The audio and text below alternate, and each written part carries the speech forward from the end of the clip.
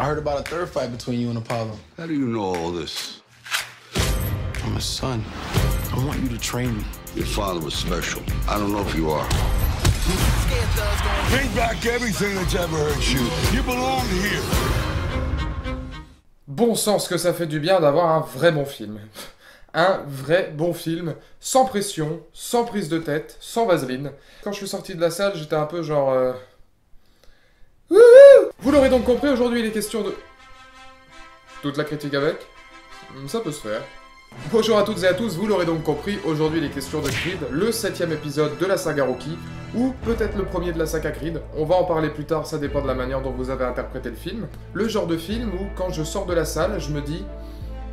2h15 de film, est-ce que tu as du négatif à trouver? Est-ce que tu vas avoir du négatif à dire dans ta vidéo? Et ben pas tant que ça. À part des passages un petit peu longs et quelques longueurs par-ci par-là, c'est un film qui a énormément de points positifs. Je pense que je vais essayer en 3 rounds de vous dire pourquoi aller voir ce film, un peu comme j'avais fait avec La Rage au ventre d'Antoine Fuqua, pour ceux qui me suivent déjà depuis 6 à 7 mois, hein, ça remonte à il y a longtemps. Mais avant tout, le speech du film, un speech en soi assez simple, mais bien trouvé.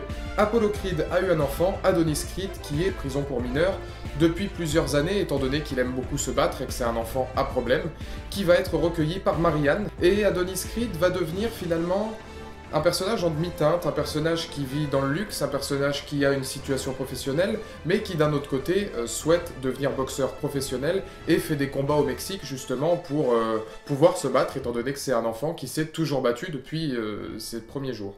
Par la suite, donc évidemment, pour essayer de devenir le plus grand boxeur de tous les temps, il va aller chercher un mentor, et évidemment ce mentor ne sera nul autre que Sylvester Stallone, alias Rocky Balboa. Et comme vous l'avez compris, et comme je l'ai dit déjà auparavant, cette critique va se faire en 3 rounds. Oui, je suis en train de faire le signe 3 de la main, et je me rends compte que ça sert à rien pour vous. Et donc pour commencer, je vais entamer ce premier round, un round assez rapide, étant donné que je n'ai pas grand chose à dire sur Michael Jordan. Voyons si je n'ai pas perdu la main. Non, non, pas celui-là. Alors il faut savoir que l'une des plus grosses craintes que j'avais avant d'aller voir Creed, c'était pour le rôle de Michael B. Jordan, qui justement n'a pas fait grand chose de sa carrière, en même temps il est très jeune, à l'instar du réalisateur dont je vous parlerai tout à l'heure.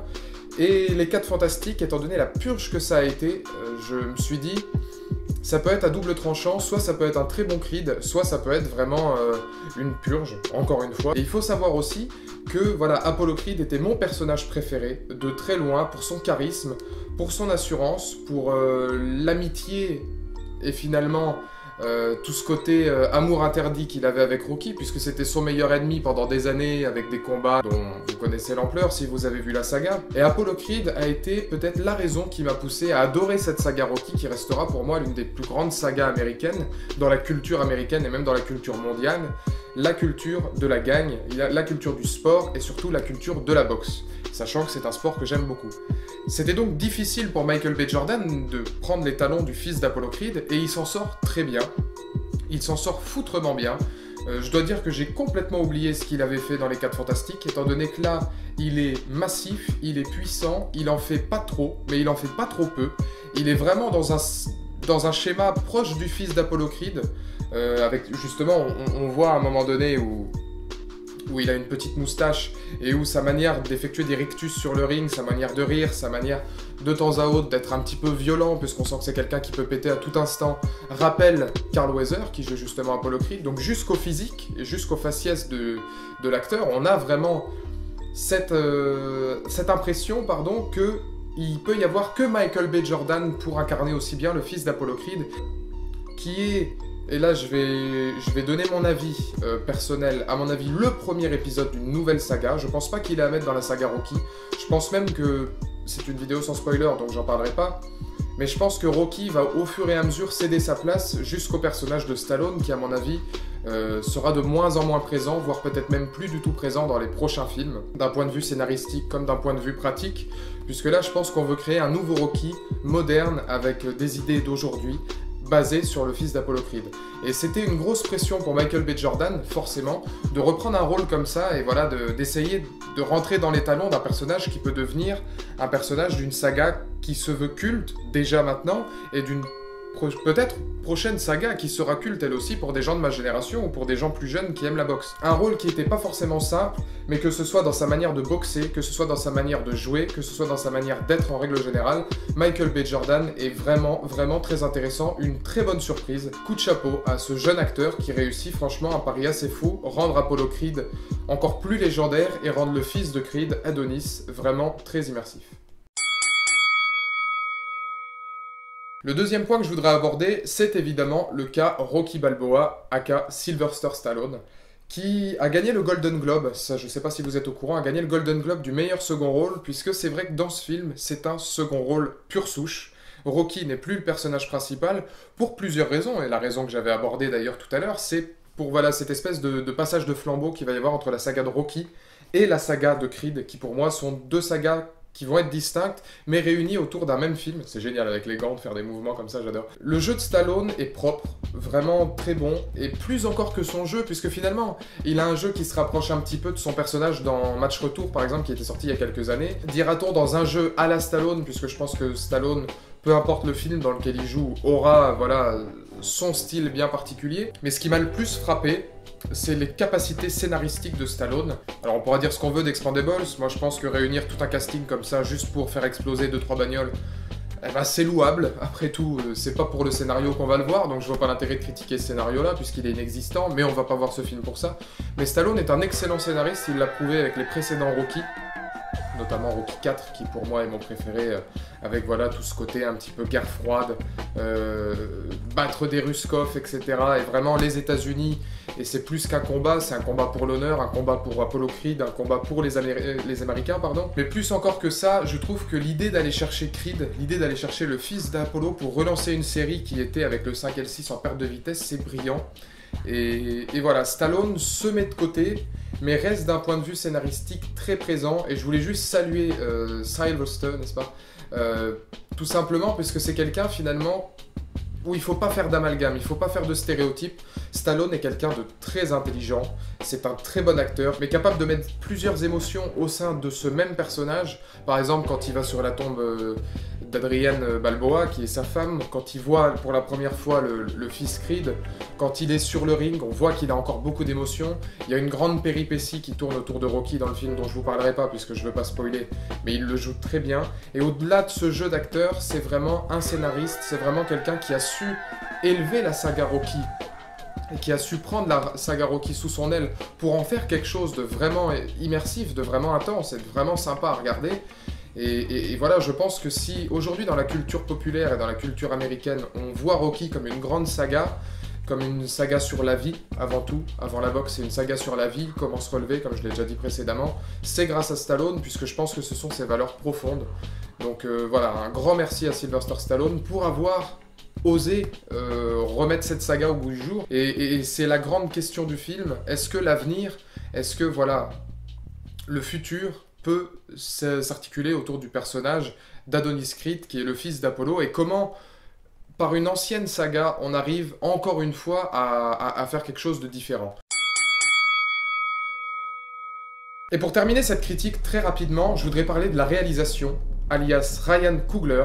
Retenez bien ce nom, Ryan Coogler, 29 ans. Et ça aussi, voilà, sur l'apport de la nouveauté, l'apport de la jeunesse dans une saga qui était vieillissante.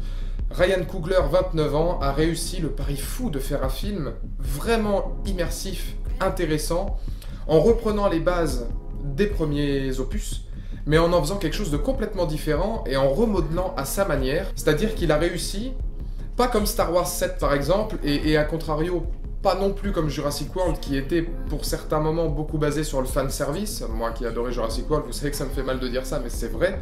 Cette fois, on a du fanservice comme la musique de Rocky qui apparaît à un bref instant, mais on a surtout du respect de l'ancienne saga qui va remodeler, par exemple, avec un passage où Adonis Creed va courir, ça rappelle un petit peu la course dans les escaliers de Rocky dans le premier épisode, il va courir avec des motos justement à côté. Donc voilà, on reprend cette idée de la course, on reprend cette idée d'un personnage qui va se dépasser, qui va s'entraîner, qui va chercher un mentor pour devenir encore meilleur, mais on le fait avec l'air du temps, avec une ère moderne, et c'est vraiment bien trouvé d'un point de vue purement de réalisation, d'un point de vue purement de mouvement de caméra, je tiens juste à parler du passage en plan séquence du combat de boxe, l'un des premiers combats de boxe où justement Adonis Creed va passer pro et affronter un mec à 16 victoires, 0 défaites, dont une dizaine par KO je crois, qui est filmé entièrement en plan séquence.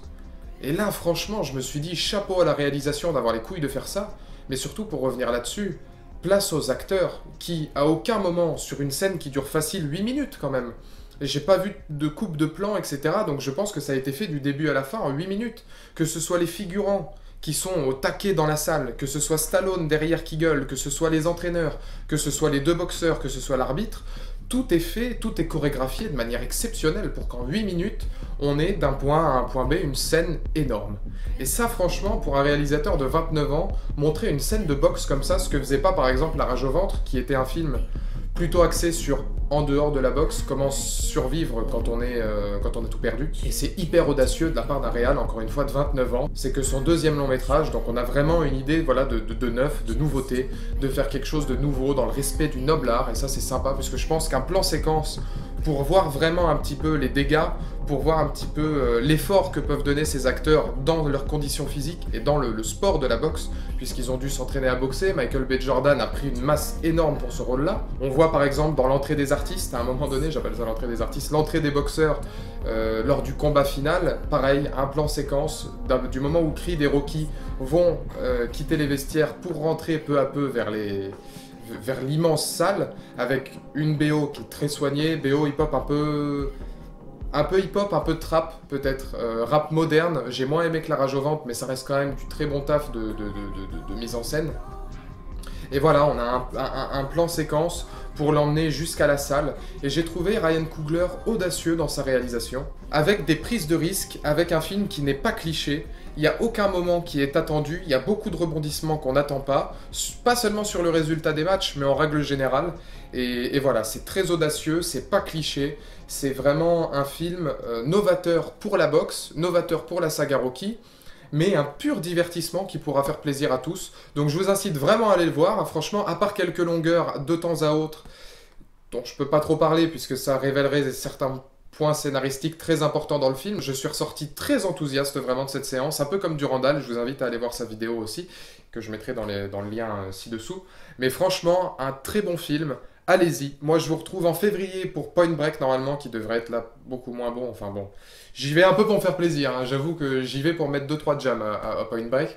Je vous retrouverai pour Deadpool, The Revenant, un mois de février assez chargé, donc je vais prendre une petite pause de 2 semaines bien méritée. N'hésitez pas à aller voir Creed, à tous les amateurs de boxe et de 7e art, franchement on arrive à combiner les deux.